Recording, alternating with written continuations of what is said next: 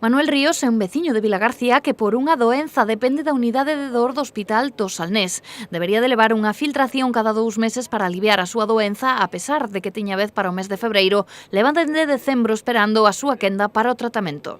A última vez vin o 22 de diciembre, dixeronme que tiña que ver en febreiro, porque non me funcionou nada, e resulta que veño aquí a atención ao paciente e dime que non hai citas, que teño que esperar. Vin por 2 veces, fixen un escrito, pongo unha reclamación a contestaron o mesmo. E teño que estar esta semana pasada, tuve que vir 2 semanas aquí porque non aguantaba de dor. A miña dor, na espalda, doime toda a espalda, me filtran a espalda.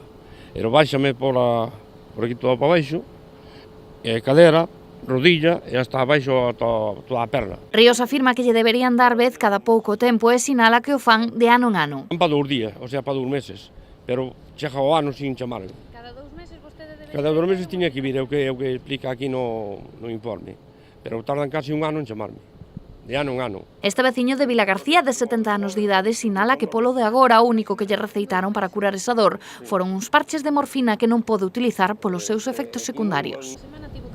Esta semana vin 2 veces, vin o día 19 e máis vin o día 21. Incluso me mandaron poñer parchos de morfina. Pero parchos de morfina a mí fame doer a cabeza. Manuel sinala que leva uns 5 anos padecendo estas dores que os médicos lle din que desgaste. Visitou numerosos especialistas e o único que alivia a súa dor é a filtración que lle fixeron no Hospital do Salnés.